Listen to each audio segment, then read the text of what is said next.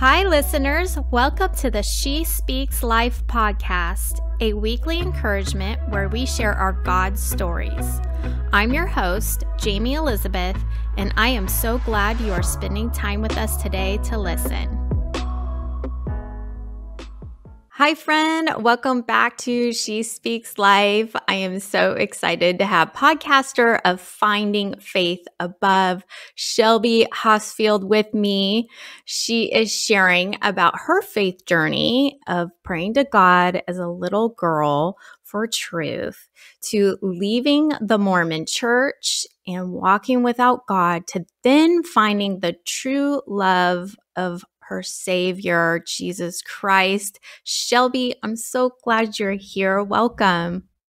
Thank you so much for having me. I really do appreciate it, and I'm excited to get to share. I am just thrilled to have you share on this specific topic about your journey of being raised in the Mormon church and having these bad ideas about God. And I think there's so many that can relate to your story.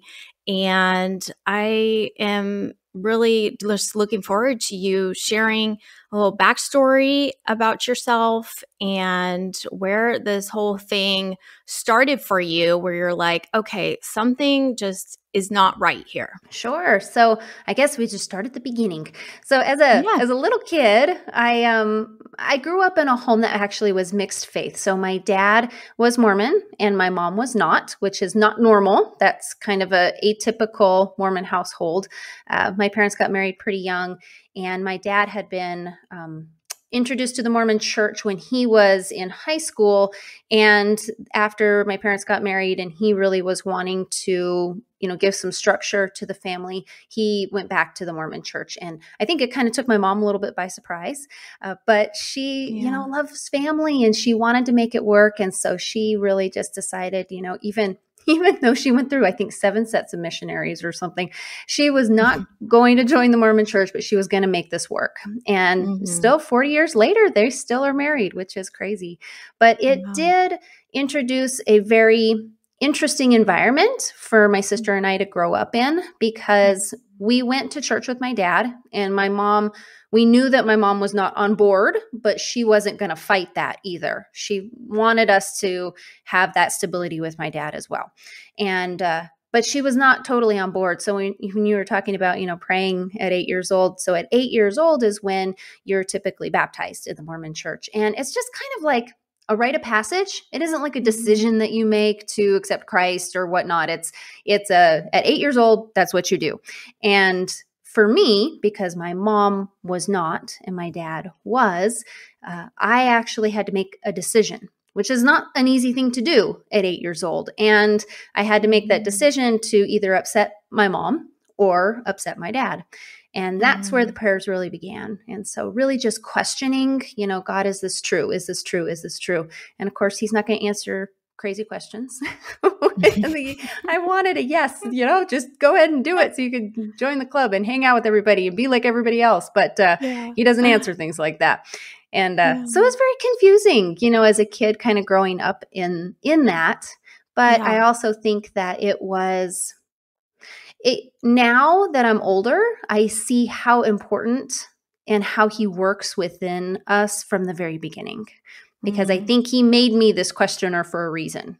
And it's led me to where I am, which is beautiful. Yeah. I mean, that's got to be hard being torn between the two at such a young age and not knowing what to do and finding, wow, both my parents have different faith beliefs, and this is, awkward for me to be torn between the two. And then, so you went for the Mormon religion, and then you ended up leaving at 18. So take us to what brought you to that point of wanting to just leave that. Well, I think when I did officially get baptized, and I know this is kind of crazy, I didn't actually know this until a few years ago, that because I was not baptized at 8, I will always and forever be considered a convert. I didn't know that, even though I grew up going to church every Sunday. I'm considered a convert because I did not get baptized at 8. I was 10, which means I had to have missionaries and I had to have people come and talk to me and make sure that, I actually wanted to do this. And it was difficult, with, I think, both my parents. I think this was being the first child. It was like a big decision that happened. But for me, it was like I just wanted to be accepted where I was, and going to church and not being baptized as an 8, 9, 10-year-old is abnormal. And I stood out as somebody who was abnormal, and I wanted to just be part of it. And I really was just hungry for God. I can honestly say that I really did want to know him. And I kept learning about church, but I wasn't learning who he was or building a relationship with him. And I say that now, but at that age, I didn't really know what that was. But I did. I was hungry for truth. I remember just sitting there and being like, I just want somebody to just tell me the truth of who he is. I can even picture it in my head sitting in a classroom and thinking that, I just want to know the truth of who he is. And I guess, bringing it up to when I officially left, when I was about 17 and I was in high school, and I had a world history class. And, world history is really just like the history of religion because religion dictates so much of the world. And I learned for the first time that there are other ways of doing this. It isn't just either you believe in God this way or you don't believe in God at all. There was other things. And I guess I never really had recognized that there was other ways of understanding who God was. In a very different way. So it kind of started to open my mind, and I started to really question a whole lot more again. And I kind of had a little bit of a rebellious spirit in there too, because I don't feel like I had that relationship of God as my foundation. It was like I had all these rules, but I didn't have a relationship with him. So I was like, they're just rules, so I'm going to break them. And so I really was not living a very godly life. But I had this dream, and I know this is going to sound crazy. And sometimes I think when I say this, people are like, what, this dream? But it was very pivotal for me. Yeah. I had this dream that I went to the supermarket and Jesus was there, and everybody was really excited that Jesus was at the supermarket. And of course, he was in the fruit section, which I didn't read the Bible, so I had no concept of why that was important. But he was in the fruit section, and I got to the fruit section, and I'm looking for him, and I couldn't find him. And then I see him off in the distance, and I'm like, I think that's him, but I don't know if I really know him. And the biggest part about it is he didn't know me. And that, for whatever reason, whether it was just a silly dream in my subconscious or really was God trying to get to me, I don't know. But I do know that dream had a significant impact on me in the fact that I clearly don't know him going to church where I am. And so when I was 18, you're supposed to move on to the next thing in church. And I graduated high school. I went to college, and I made the decision I'm never going back. And I tried to figure out why for so long. Why was I so insistent on not doing it anymore? I think it was a culmination of things, but it was there was not even a question to me whether or not I would find a church in college. I was not planning on that. And really until even just the last few months did I really, reflecting back on a lot of this, realize why, in fact, I left, which was pretty substantial. But yeah. I can relate in a way of becoming a Christian as a little girl, but never cultivating that personal relationship with the Lord until way into my late 20s. And it's kind of similar to where you're wanting more, you're not getting filled up. There's just something missing, right?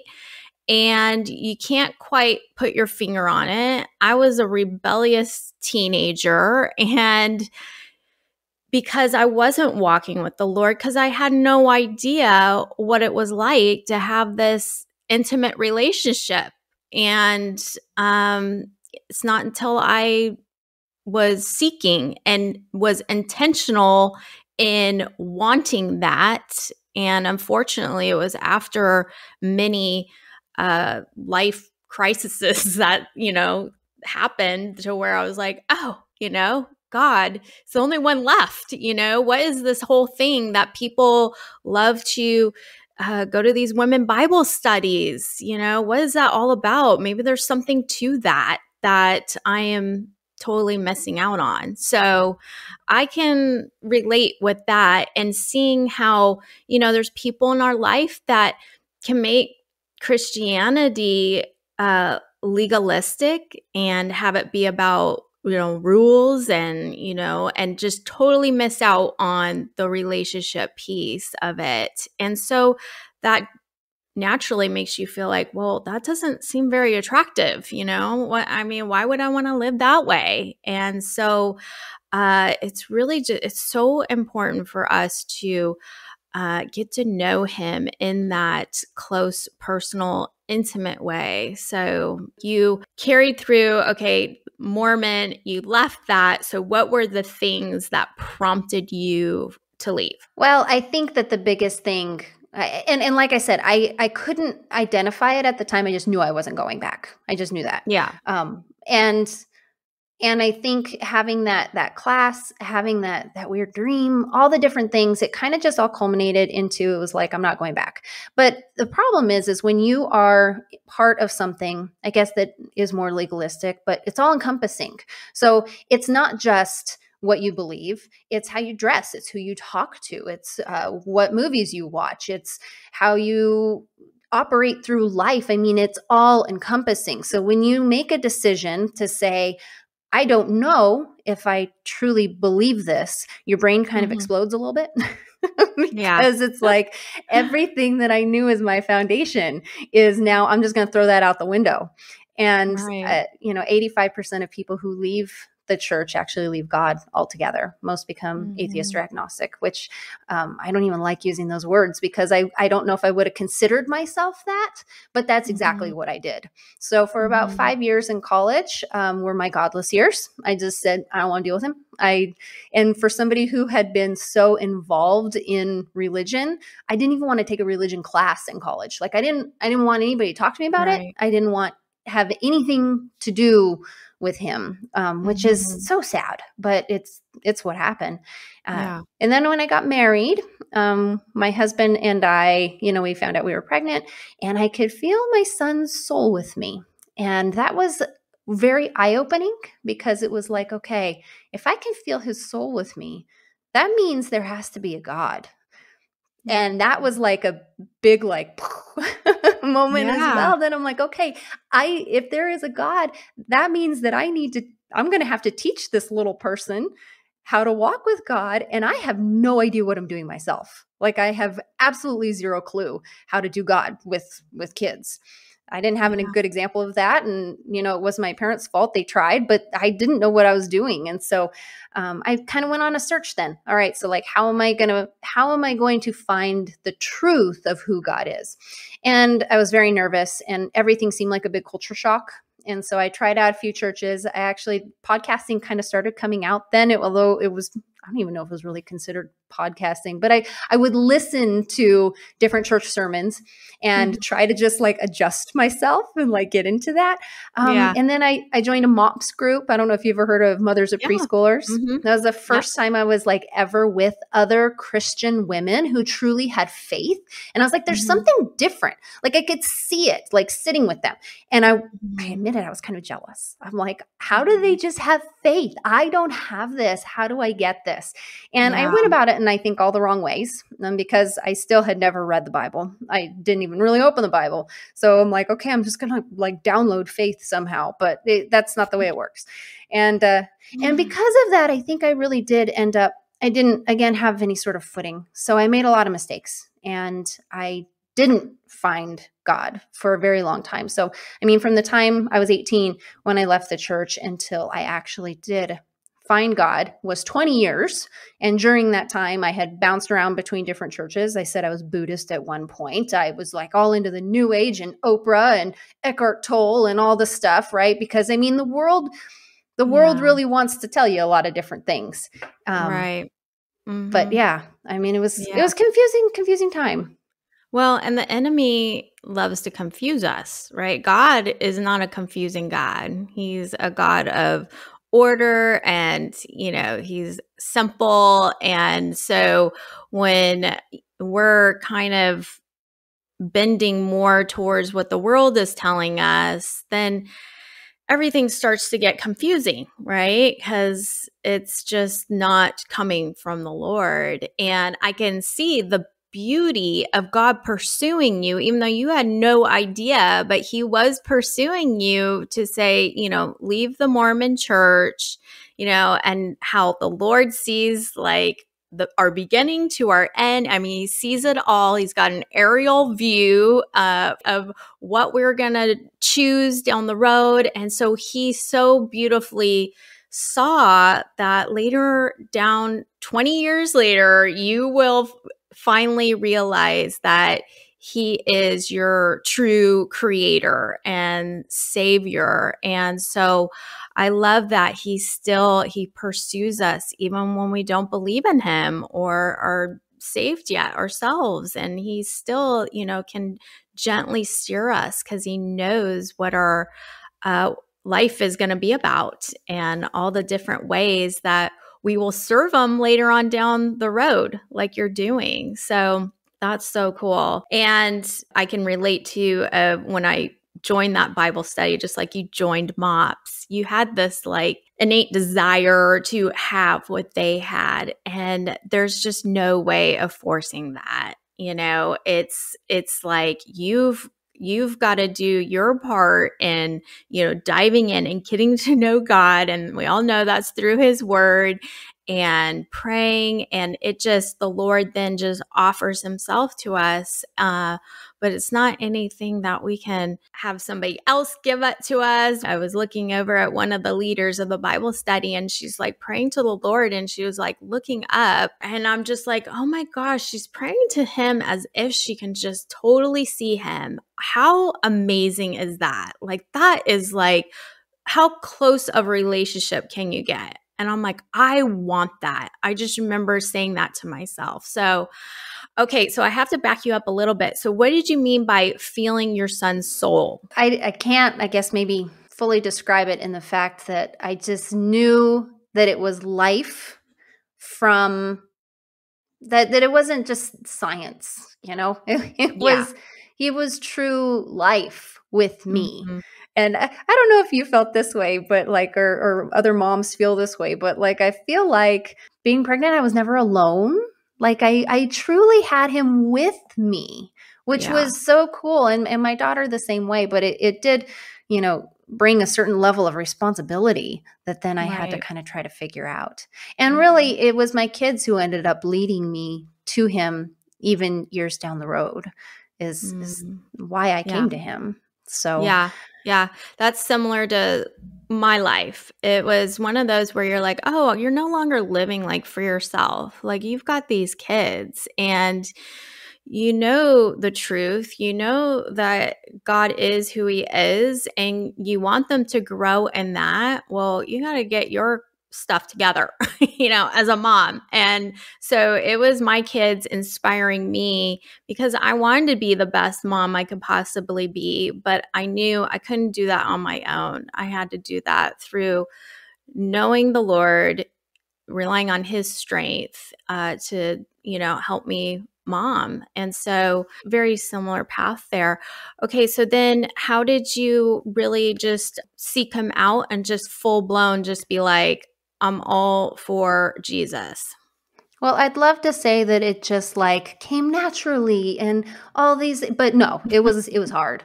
It was really hard. And it came, I think, because growing up in a legalistic religion that everything was works-based. So they say there's grace, but really grace only gets you to the lowest level of heaven. Really, then it's works that bring you past that. So works is this in the Mormon? Yeah. And so Religion, okay. everything is so much on works and how you're presenting yourself to the world and in earning God's favor and becoming worthy because of what you do. And even though I had left the church, I kept so much crazy mindset stuff with me and beliefs with me years and years down the road. So as I was going through this whole journey over 20 years, that works-based mentality was 100% there. Like I was the one responsible. And the thing about it is that's what the world says too. That's what it's completely what the world says. I mean, a big thing is about you're enough, but you're enough because you do this and you're capable and you have this thing within you that makes you special and you just have to find it. And why aren't you finding it? Because everybody has this. And this whole works-based thing that I feel like in self-help is so prevalent that is so damaging, because all it ends up making you feel like is, if everybody says that I can do it all, why am I not being able to do it all? And I feel like a failure. And that's literally how I operated. I was always just striving for the next thing, always for the next thing, always and not putting anything in perspective, in a God perspective, but just in a doing the next thing. And because of that, it kept me really busy and unfocused, I think, on my kids. And my kids then were getting older and spending a lot more time on the internet because mom was off doing all the things that she was going to accomplish, right? And here I have these young kids who then spend all this time on the internet. And if you don't give kids a foundation, I think a lot of people are afraid of doing too much God with their kids, like shoving it down their throat. I was afraid of this because that's kind of what I felt like I had. So I didn't do anything. I didn't give them that foundation. I gave them nothing. And if you don't give kids a foundation, they're going to go seek and try to find other ways to fill up that hole. That's that God-sized hole that only he can fill. Right. So what ended up happening was the internet basically told my daughter every terrible thing there possibly could be about herself at time of adolescence, which is huge for a young girl when they're struggling so much anyways. And it just told her so much bad stuff. And I didn't even know this was going on. I was just kind of oblivious to this. And at like, I think it was like almost 12 o'clock at night or something, she texted me, which was actually kind of funny. My daughter texted me from the other room and told me all of these issues that she was going through. And it was like God like dropped a sack of something over the top of my head. Like, I've been trying to tell you, how come you haven't been listening? Now here you go. Right. But, I mean, no, it wasn't intentional that way, but it was like this moment of clarity that was like, wow, Shelby, there is so much here. There's so much here that is happening right now. And it was like, it all suddenly made sense in a terrible way. But I guess, I just, at that moment, this is my big turnaround moment, is at 2:30 in the morning, I realized there was nothing that I was going to be able to do, even though all this time I had been, what do I need to do? What do I need to be doing? How do I become worthy? How do I do all this? There was literally nothing that I was going to be able to do to help this situation. And that's when I discovered what true surrender was. I had never really understood what people said when it meant when they said that they surrendered their life to God. But at that moment, at 2:30 in the morning, I prayed to God like I had never prayed before. I don't think I'd ever actually prayed to him for real. But I prayed to him, and I literally just said, I can't do this. I don't know how to do this. I can't figure this out. I recognize there is no way that I ever could. I need your help because I know you can help. And I don't even know where that came from. It was like, I think because innately we all know our creator. It's just maybe we put up a bunch of walls, and I had put up so many walls, and I met him. I feel like I truly met him that night. Like he was with me, and I felt peace like I had never known, despite the fact I was going through the hardest time of my entire life at that moment. And I feel like he told me it's not going to be easy, but it's going to be okay. And I just clung to that because he was right. Those months, that year after that was so hard. It was so hard. But everything that I did, I put in the perspective of, what does he want me to do here? Not what I want to do. How am I going to control this? But what does he want me to do? And it completely changed my life, my kids' life, my marriage, my home, my business, everything. Everything changed. Everything changed overnight. Myself included. I mean, hugely. I've truly transformed. That's what they talk about. Truly transformed. So it was beautiful, but hard. Yeah. I mean, and most of those times they're painful, and the surrender of, holding up that white flag. I mean, we've all been there, but on the other side is healing, and healing isn't comfy. Healing can be painful as we go through it. And I just love that beautiful story of just going, okay, Lord, I'm done doing. We have all been there, and I think especially with some of us women who bend more towards that. Like, I know I'm a doer, and I feel good and filled up when I do things, and I know I had a moment where I had to back it up and just be with God and not do for him necessarily, and just stop and pause and just take a little bit of a break, because the doing was taking over the becoming.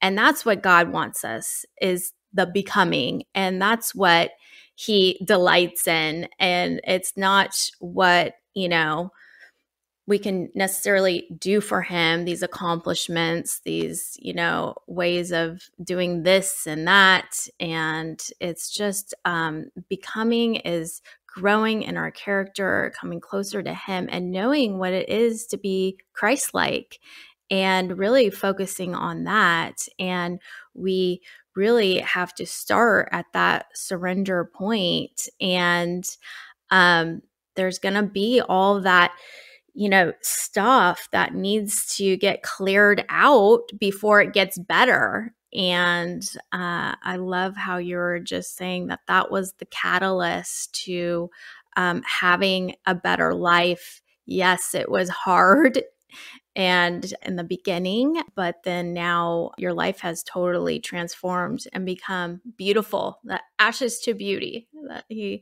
gives us. So cool. Yeah. So where are you at now? I love to just have you kind of share like more about not what you're doing, because we're talking about not doing, but how you're becoming more like him through your podcasting. I love your title, Finding Faith Above, and how you're helping others through your own story, what you went through, to point them to Jesus, to point them to that relationship, and getting rid of those, bad God ideas and those other religions that don't work.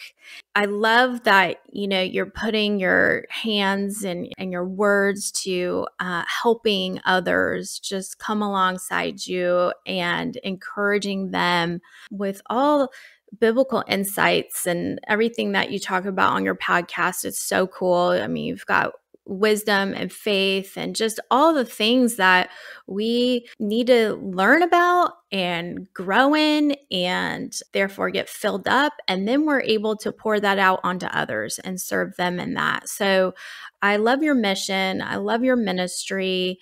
So I just want you to just share more about what's going on in your life today, and your kids and your marriage and all that. Sure. Yes. Oh, he's so good. I mean, he's just so good how he works. And like I said, it's a journey. And from the beginning, he was working on me. He talks about us being like clay, right? He molds us and he shapes us, and all the different pieces of my life.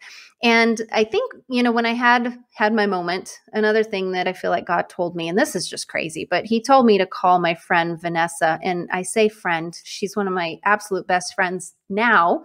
And we were friends as kids, but I had not talked to her in 20 years. So where this came from, I mean, it could have only come from God, but he told me to call Vanessa. And so I called her, and she is one of the strongest Christian women I have ever known. I mean, she has such a relationship with him. And she was the exact person I needed to talk to. And he really spoke, I think, through her and helping me on this journey. And she did a little Bible study with me. And I just dove into his word, because I think when you fully trust him, when you say, I'm giving my life to you, and you fully trust him, reading the Bible is a completely different thing. And so then it brings me to Matthew, and it talks all about the fruit and Jesus not knowing you if you are not going in the right direction. I'm like, wait a second.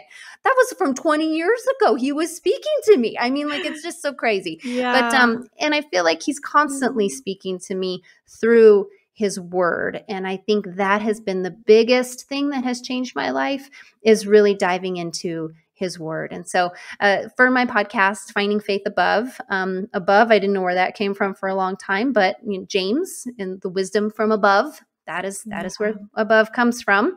Took me a little while to find that one. I feel like it's all these little, like I said, little breadcrumbs that he sprinkles through my life in just beautiful ways. But with Finding Faith Above, I really try, my focus in helping women is to allow them who are new believers in Christ to have a place where they can learn some of those very basic Christian beliefs. Because it's very awkward at 40 years old, or however old, as an adult, to not know some of these very basic things that people you're sitting right next to have known forever. And you'll say something that's maybe from your past religion or whatnot, and everybody looks at you like, what? Like, where did that come from? And so kind of getting over some of those old beliefs and introducing truth, like the real truth of who he is, so that you can build that relationship in a place where it's not awkward, that you're in good company with other women who are comfortable there too. And then, as new believers always are, how do we then live in faith? Like, not just the exciting part of coming to him, but how do we maintain that? And how do we bring that into all aspects of our life? And how do we continue to trust him? And then how do we use our spiritual and creative gifts to give it back? How do we bring that? How do we bring that in doing, the Great Commission, the last thing that Jesus told us to do, go ahead and make disciples of all nations? Like, how do we do that using what he's given us? And so, I am an artist, and I love to write. And so those are some of my gifts. And I try to bring that, and I try to encourage other women to then do the same thing. Like, how can, not through doing, but through using what he's given us. So it's a different perspective. It's a change in, like, our mind shift, because we're going from a place where we're trying to earn his worth to instead following him and loving him, but using things to still do. We're still doing things. We're doing great things, but where is it coming from? We're not doing it because we're trying to earn anything. We're doing it out of like an outpouring of his love in us because of this transformation that's happened. And so with my podcast, I really just try to take people on this journey, like the journey from the beginning all the way through your whole life. And I love it. It's my favorite thing I've ever done. I love it. So good. And you're so good at it too. You just have podcast voice, but yeah, I mean, I love how you just described that. It's out of our heart posture of just taking in God's creativity and you, and doing it through you. But the source is coming from him, and not because you're trying to earn anything. I love that. So cool. All right. I love to have the guests just share a brief takeaway as we conclude this episode. All right. So I'm going to read a verse really quick, because I think that all good inspiration and just guide for our life comes from his word. So Philippians 2:13, for it is God who works in you to will and to act in order to fulfill his good purpose. And if I could give anybody any advice, it's just get into his word, because people always ask, like, how does he speak to you? How do you hear him? How do you follow him? You follow him through his word. It's literally called his word for a reason. That's how he speaks to us.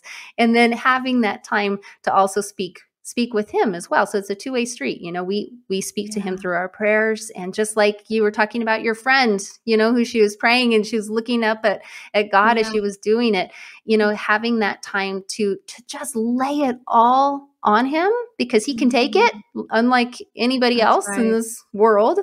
And then having an open heart to be able to hear what he has to say back through his word. So good. I know I always say have a dialogue. It's not a monologue. It's a dialogue with God and in your prayer life, and then hearing his voice. I mean, that was one thing I was seeking like crazy. I really and reading his word, and then just starting to get familiar with and I call it the heart ears, like I just get it right there in my heart. And I'm like, ooh, that's that familiar, voice, but it's not audible, but I'm feeling it in here. And it's just one of those incredible gifts that the Lord just gives us, that he wants to speak to us. We just have to give him the time to sit still and want it, and just sit there no matter how long it takes, but just getting to know that familiar voice. And it goes back to that scripture of him being a shepherd, and the sheep are familiar with their shepherd's voice. And it's just continuously doing that and coming to him and being consistent and wanting that as your daily bread, right? They call it, daily bread for a reason. It's your daily nourishment. And so thank you, Shelby, for sharing your story. And I know so many of us are encouraged by it. And where can people connect with you? Sure. So findingfaithabove.com is probably the easiest place. That's my little corner of the internet. But then, on podcasts and everything, it's Finding Faith Above. And that's, on all the different social channels as well as podcasting. Awesome. Thanks so much. Thank you. Thank you so much for listening today. I trust that God has encouraged you through this message. For more information on this ministry and to access free downloads, please visit my website at jaymeelizabeth.com and sign up. You can also find me on Instagram and Facebook at Jayme Elizabeth She Speaks Life. That's JAYME Elizabeth She Speaks Life.